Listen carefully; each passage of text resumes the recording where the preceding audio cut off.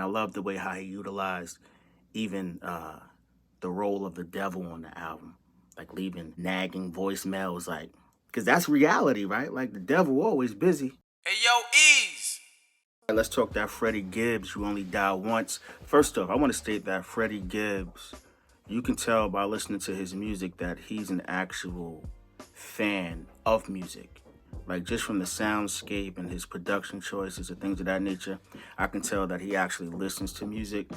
Production has many different things. You got some live instrumentation in there, many different live bass lines. You have producers who took like a composer approach where you have strings, arrangements, bridges, transition periods from track to track.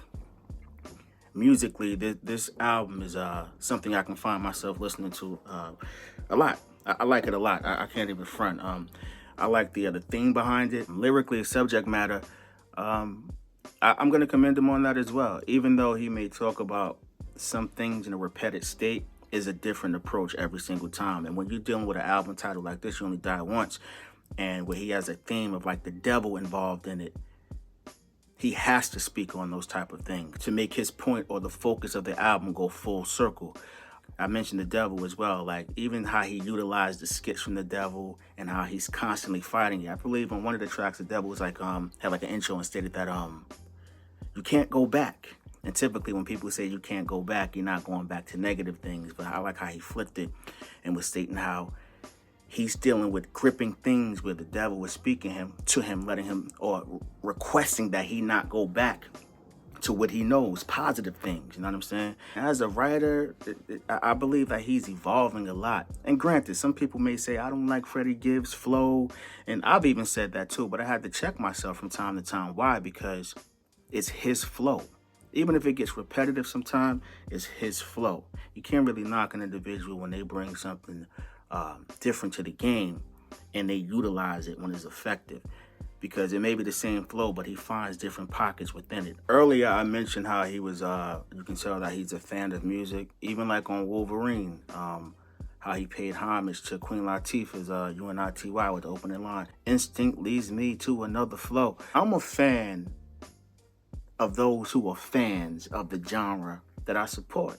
There's nothing better than a rapper or an artist who studies their craft. He has a very good ear for production as well.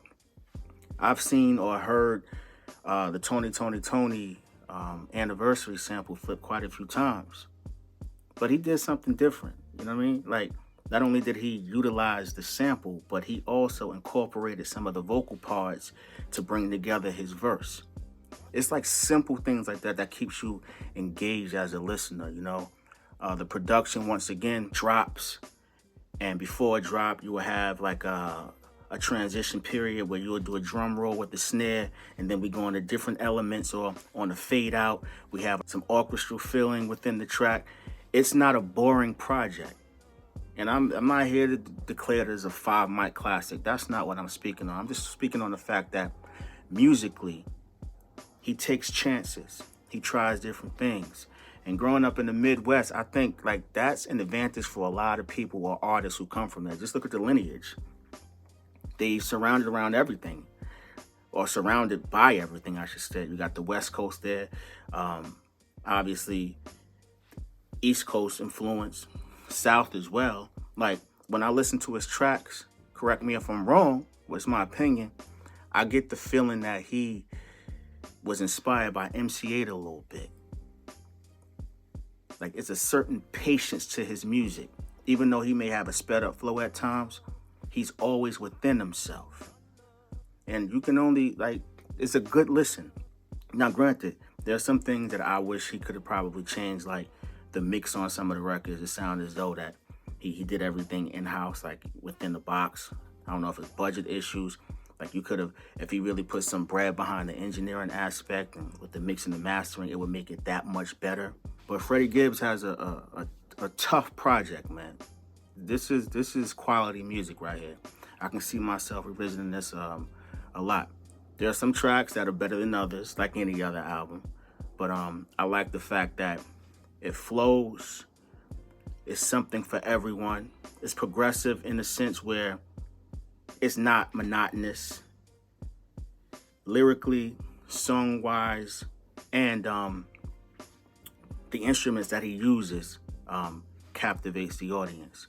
And I love the way how he utilized even the role of the devil on the album, like leaving nagging voicemails, like, because that's reality, right? Like the devil always busy.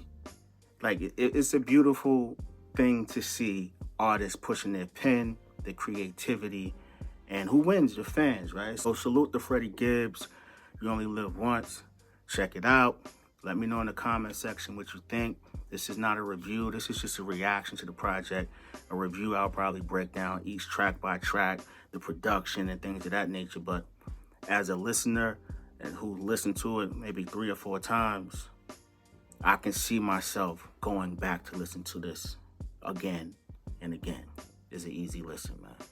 Shout out to Freddie Gibbs. Hey, yo, Eeze.